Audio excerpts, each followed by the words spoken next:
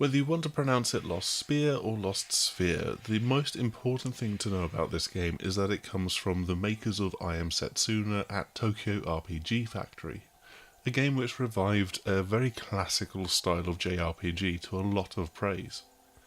However, even with having a good hour or so to play this game and explore two different sections of it, the world of Lost Sphere is shrouded in mystery to me still, outside of a legend that tells of the moon's ability to destroy and remake the world anew.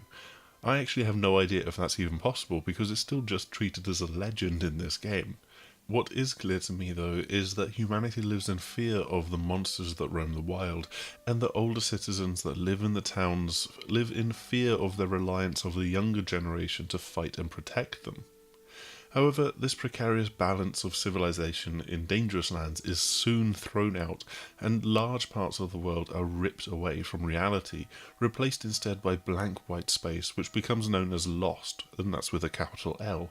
These blank white areas leave little clue as to what was there before, but they aren't necessarily just the landscape and could also be certain objects within an area or people, in fact.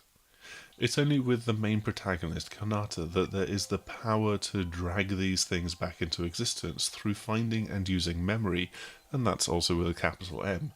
And you have to use this to restore objects and people back to the world to try and figure out what's going on.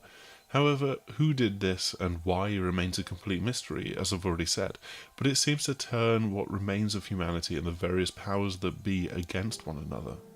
In the second area of the game that I played, Kanata, Lumina and Locke, who are kind of the three main protagonists for me, they were enlisted by a military group as they try to fight their way through the sacred Rahet, hot on the heels of a group known as the Twilighters.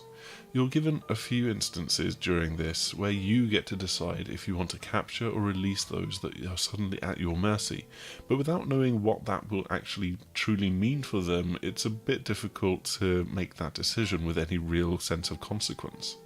Certainly, it looks like it will be an intriguing spot of self-determination in the midst of what appears to be a grand and rather dark fantasy tale. However, there's a huge amount of levity and humour within this, with a lot of wonderful quirkiness exposed through the text dialogue and the manner in which it's been localised, which draws upon local idioms. It ties together so neatly, so you have a wife telling you that her husband is in for it when he gets back from the sauna for spending too much time there. You also get to walk up and talk to a rowdy pooch or a frisky dog in town, and then there's Locke and his baffling stupidity and his ceaseless complaining about hunger, which does actually play for a few laughs. It's a game that tickled my funny bone on a number of occasions, and even some of the enemies that you'll fight are more cute than they are dangerous looking. While still having much in common with the active time battle system of earlier Final Fantasy games and Chrono Trigger in particular, there's now an added depth to the combat that sees Tokyo RPG Factory take this form and extend it much further than they did in I Am Setsuna. In particular, they give you a license to move around an area as you fight. It's a slightly unusual twist on the active time battles, as you cannot move your characters until you trigger their turn. It's at this point that you can then move freely around an arena in which all of the characters have been frozen in time. You can then pick your spot and where you want to attack from. All attacks now have a specific area of effect, and this adds a great deal of strategy to where you position yourself and attack from, though you don't actually gain any advantage for flanking.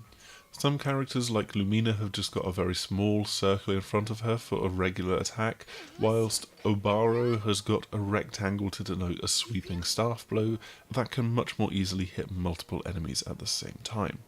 Then you've got ranged attacks that can often be lined up so that you can hit multiple enemies together, and spells that are cast down upon an enemy with a wide radius around them that will let you catch groups of them together. Boosting your damage is the returning momentum charge, which fills up whenever a character is ready but left waiting to take a turn for a few moments, and this lets you decide to perhaps bide your time before striking so that you can have a more powerful attack. Similarly, there's a further and interesting aspect in the ability to put your party into what's known as Vulko suits.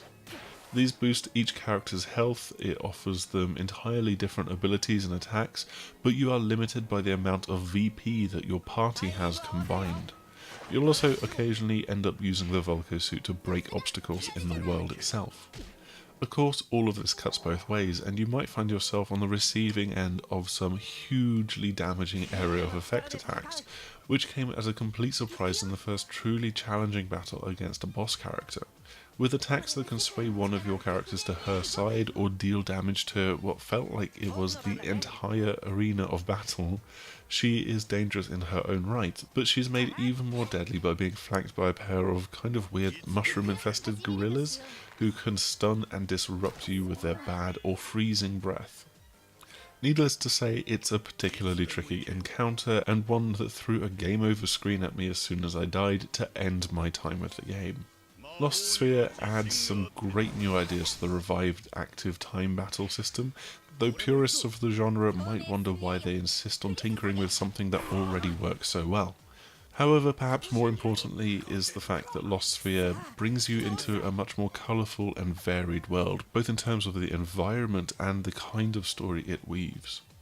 Simply put, if you enjoyed I Am Setsuna, then it looks like you're going to love Lost Sphear as well when it releases in January of 2018. Hopefully you've enjoyed this video, and please do like, subscribe and share if you have done so.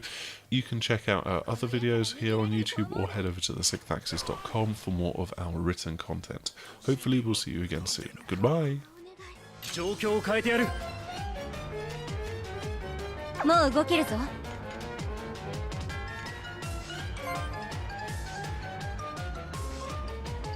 これならどう？ありがとう。この矢から逃げられると思うな。ごめんはまだ。